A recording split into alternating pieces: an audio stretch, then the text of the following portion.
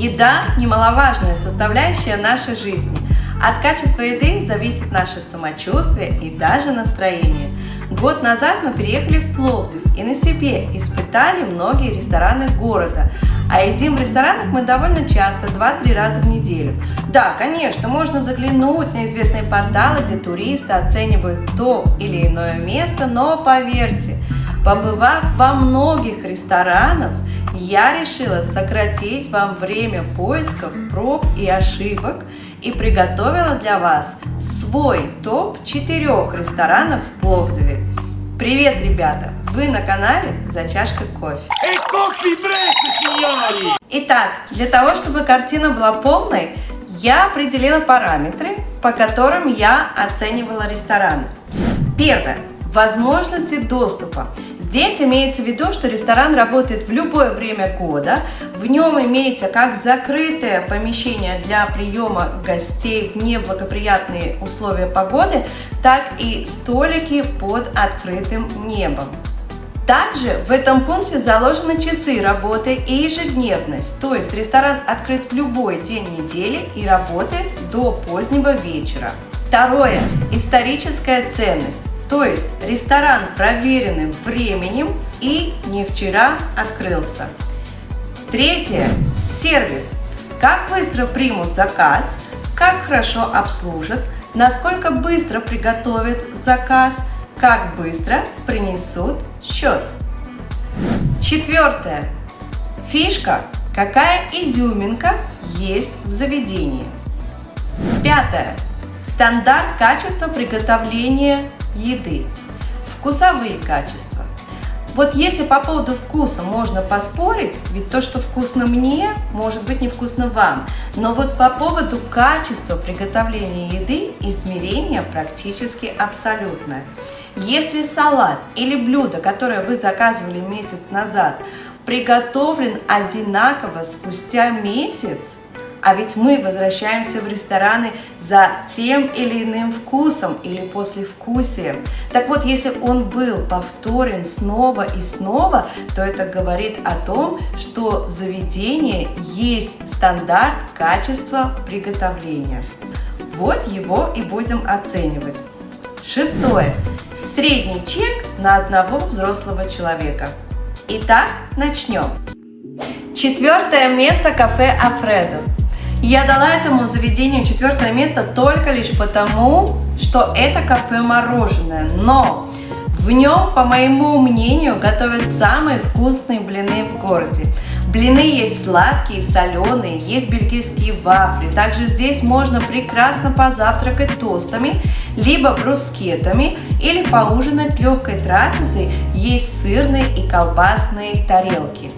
Здесь есть небольшой выбор алкогольных напитков и коктейлей, но большой выбор молочных коктейлей. Кафе находится прямо на главной улице. Помещение имеет 2 этажа и столики на улице. Хотя это кафе, а не ресторан, но в нем имеется твердый стандарт приготовления блюд. Сервис здесь достаточно быстрый, невзирая на большую проходимость. Фишка этого заведения – вся еда в меню очень вкусная, а мороженое в стаканчиках на развес – одно из дешевых и неплохих по вкусу в центре города. Средний чек на одного человека в кафе – 16 лева. Вообще, я бы смело поставила это заведение на 1 место, если бы не его статус кафе вместо ресторана. Лично я очень люблю это место. Что я не рекомендую здесь заказывать, так это горячие кофейно-молочные напитки.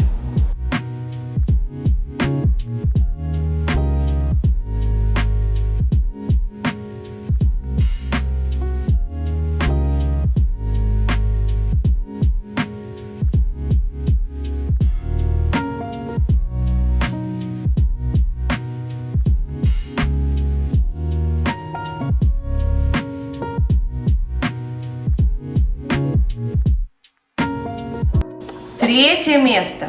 Ресторан «Виктория». Это сетевой ресторан, который имеет свои заведения в Софии, в Пловдиве, Банско и в Боровце.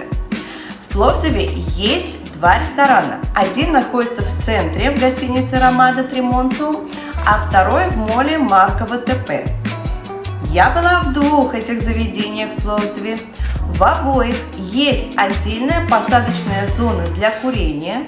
Оба ресторана довольно большой площади в один этаж, работают в любое время года.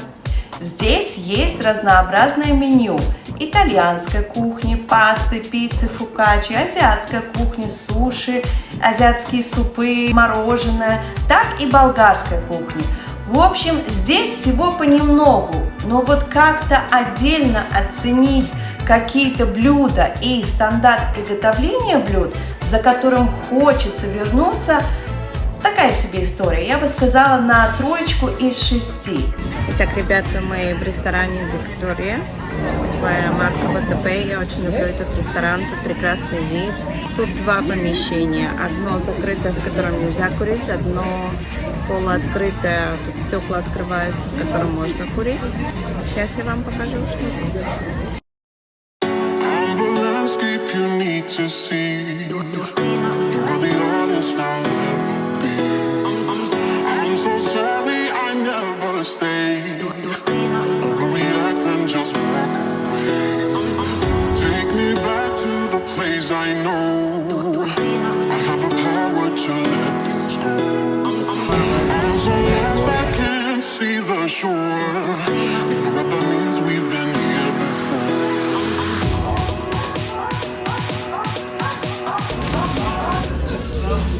Красивый салатик с креветками и с клубничкой и с сыром.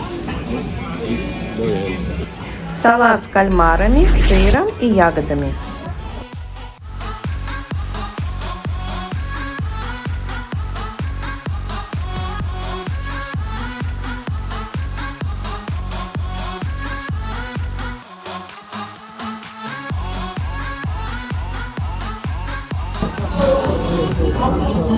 Так, это такие макарошки, рожки, пожаренные в форме гамбургера, с сыром и с таким копченым, видимо, копченый сыр, хотя там было написано, что кашкавал, но, видимо, есть кашкавал и такой копченый сыр, потому что соус со вкусом копчености. Но тут еще есть, мне кажется, шинка. Ну, такое интересное блюдо. Не могу сказать, что вау. Но необычно. В общем, ребят, я совсем забыла, что в этом ресторане лучше пасту не заказывать. Уже второй раз, что мы берем пасту, и она не очень. В общем, я заказала сейчас пиццу со шпинатом. Муж у меня заказал вот это вот мясо с картошкой, было очень вкусно. А паста, в один из разов, когда мы были, мы заказали пасту с лососем. Это было что-то в общем, не годится. У них паста, что-то у них не идет. Но все остальное, все очень вкусное. Пицца вкусная, мясо вкусное, салаты очень вкусные. Естественно, лимонады тоже. Фишка – это очень приятный дизайн ресторанов. В нем приятно посидеть, особенно в ТП Марково. Из ресторана прекрасный вид на город. Сервис старается, иногда получается, иногда не очень. Что я не рекомендую здесь заказывать, это пасты. Все остальное вкусно, но эти вкусы меняются от посещения к посещению. Средний чек на одного человека 38 лева. Определить первенство следующих двух ресторанов для меня был прямо квест, потому что в каждом из них своя фишка, в каждом из них вкусно и есть стандарт качества приготовления. Просто в одном немного помпезней, в другом чуть попроще. В любом случае рекомендую посетить эти два ресторана. Итак, второе место. Это ресторан немецкой кухни и пивоварня Егерхоф, который находится в районе Траки. Это 10-15 минут езды на машине от центра города. Можно сказать, это целый комплекс, состоящий из гостиницы, пиано-бара и ресторана. Сам ресторан имеет 2 этажа закрытого помещения плюс большой сад с посадочными местами для гостей и площадкой для детей. Фишка: официанты в народных костюмах на месте варят пиво, и оно потрясающее. А я человек, который практически не пьет пиво, но в этом месте его невозможно не пить, оно очень вкусное.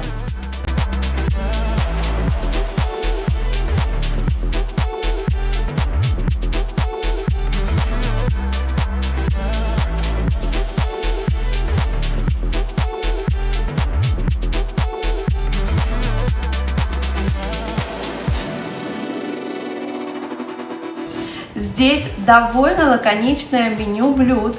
Мне очень понравился венский шницель и телешки джолан, телячья рулька по-русски будет. Очень вкусно было. Есть стандарт приготовления. Я много раз заказывала одно и то же блюдо, и это всегда был один и тот же превосходный вкус. Сервис хороший, все довольно шустро. Кроме общепринятого меню, здесь есть недельное меню, состоящее из лаконичных блюд по очень демократичной цене. Например, в понедельник там шницель и пиво, вторник еще какое-то блюдо. Очень удобно. Средний чек на одного взрослого человека 40 лева.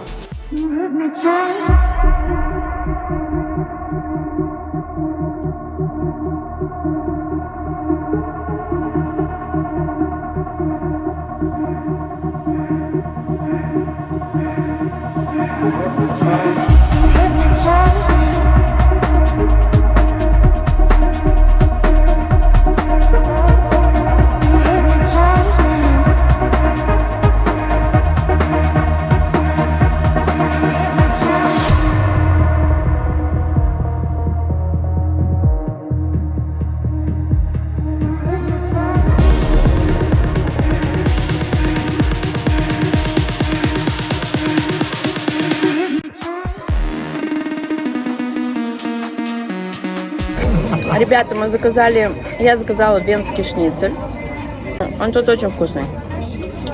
Это такая тонкий шницель из свинины с панировкой такой. И пюрешечка. И еще сверху тут маслица сливочная и лимончик с зеленушечкой. Очень вкусно. Дам лайфхак. При въезде на стоянку будет табло с количеством свободных стояночных мест. Возьмите талон стоянки с собой в ресторан. И после того, как вы поужинаете или пообедаете, подойдите с этим талоном к бармену, чтобы он обработал ваш талон. Тогда вы не будете платить за стоянку. И еще. По четвергам, пятницам и субботам с 11:30 ночи в пиано-бар работает музыкальный ансамбль. Если вы будете в ресторане, то обязательно возьмите у них билеты на вход в пиано-бар. Этот билет предъявите в баре на входе, и при расплате счета тоже его нужно предъявить, и тогда вы получите 20% скидку. Мы там были в пятницу и отлично провели время. У нас вышел счет 140 лева. Было бы приятно получить скидку, если бы мы про нее не забыли к концу наших танцев в баре. Не делайте, как мы. И первое место – это ресторан Хемингуэй. Если вы пойдете по главной центральной улице и свернете в проулок, там, где кофейня Коста, то вы обнаружите прекрасный ресторан с посадочными местами не только на улице, но и внутри закрытого помещения. Это то место, к которому я возвращаюсь за особым вкусом и послевкусием приготовленных по очень хорошему стандарту блюд. Сервис здесь неторопливый, но приятный. Салаты и пасты здесь великолепные. Гусиная печень прекрасна. Коктейли оставляют желать лучшего, но неплохие. Фишка этого места – это эстетическое наслаждение в подаче блюд. Красивая посуда, Да и сами блюда неординарны. Правда, с инфляцией они убрали из меню стейк Black Angus, но в меню есть блюда, достойные внимания, кроме перечисленной мной ранее. Средний чек на одного человека 60 лева. Надеюсь, информация была полезна для вас, а высшая награда для меня – это ваши лайки, комментарии и подписка на канал. На этом все. Пока-пока!